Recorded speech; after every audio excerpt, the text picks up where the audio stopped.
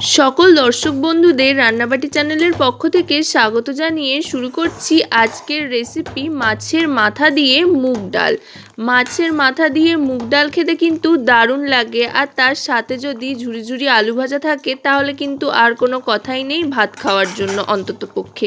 চলুন দেখে নিই প্রথমে কি করেছি। প্রথমেই কড়াইতে নিয়ে নিয়েছি 1 বাটি মুগ ডাল, তারপর সেটাকে শুকনো খোলায় ভেজে নিয়েছি। ভাজা মুগ ডালেই মাছের মাথা দিয়ে মুগ ডালটা সবচাইতে বেশি ভালো লাগে।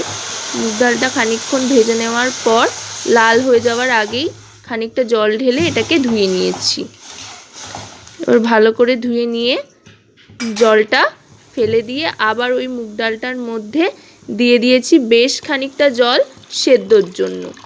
তবে হ্যাঁ, জলের পরিমাণটা কিন্তু একটু কম রেখেছি, যাতে মুগ ডালটা একদম গলে গিয়ে সেদ্ধ না হয়, সেদ্ধ হয় অথচ দানাগুলো যাতে চেয়ে থাকে কিন্তু নরম হয়ে যায়। এরকম মুগ ডালই কিন্তু আমাদের মাছের মাথা দিয়ে খেতে ভালো লাগে। তারপর দিয়ে দিয়েছি 2টো কাঁচা লঙ্কা আর দিয়ে দিয়েছি বেশ খানিকটা নুন। নুন দিয়ে সেদ্ধ বসালে ডালটার মধ্যে একেবারে নুনটা বসে যাবে। এবার ঢাকনা দিয়ে সেদ্ধর জন্য রেখে মশলা তৈরি করে নিয়েছি আদার কিমা। আদার কিমার মধ্যে দিয়ে দিয়েছি হলুদ গুঁড়ো, তারপর রোস্টেড ধনে আর জিরে পাউডার, এটা একসাথেই রয়েছে।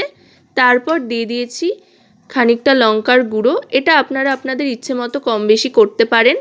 তারপর একটু জল দিয়ে পুরোটা ভালো করে গুলিয়ে নিয়েছি, গুলিয়ে মশলাটা তৈরি করে নিয়েছি। আমি আদার কিমা বা আদার কুচি ইউজ করেছি, চাইলে আপনারা আদা বাটাও ব্যবহার করতে পারেন। এবার দেখি ডালটা কি পরিস্থিতিতে রয়েছে। হ্যাঁ, একদম পারফেক্ট। এই ধরনের কিন্তু ডালটা সেদ্ধ করলে সেটা ভালো হবে। একদম গলে গেলে কিন্তু এক্ষেত্রে ভালো লাগবে না, অন্তত মাছের মাথা দিয়ে মুগ ডালের জন্য।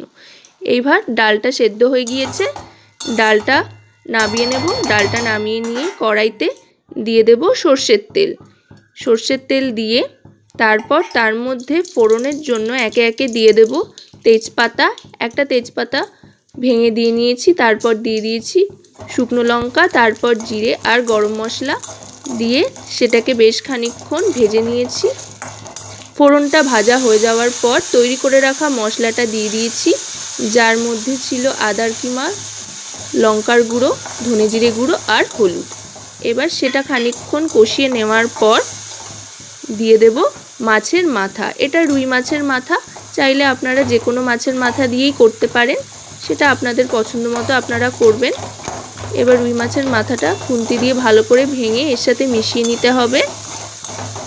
ভালো করে মিশিয়ে বেশ খানিকক্ষণ কষিয়ে নিলাম। আবার মাথাটার সাথে মশলাগুলো কষিয়ে নেওয়ার পর এবার আর কিছু করার নেই, এবার ডালটা দিয়ে দিতে হবে। ডালটার মধ্যে একটু জল মিশিয়ে রেখেছিলাম, মিশিয়ে ডালটা দিয়ে দিলাম।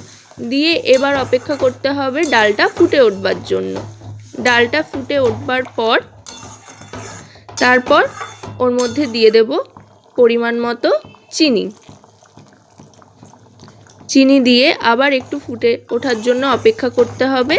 চাইলে এখানে আপনারা গরম মশলার গুঁড়ো দিতেও পারেন, আবার নাও দিতে পারেন। আমি দিইনি, ফোড়নে তো দিয়েইছিলাম, সেই জন্য আর দিইনি। আজকের রেসিপিটা আপনাদের কেমন লাগলো অবশ্যই আমাকে কমেন্টের মাধ্যমে জানান, আর ভালো লাগলে লাইক, শেয়ার, সাবস্ক্রাইব করুন। সাথে পাশে থাকা বেল আইকনটি ক্লিক করে দিন সবার আগে সমস্ত রকম নোটিফিকেশান পাওয়ার জন্য। আর সেই তখন বলেছিলাম ঝুরি আলু ভাজার কথা, যদি ঝুরি আলু ভাজা আপনাদের প্রয়োজন হয় সেই রেসিপিটিও আপনারা ডেসক্রিপশানে অবশ্যই পেয়ে যাবেন, সেটিও লক্ষ্য করুন।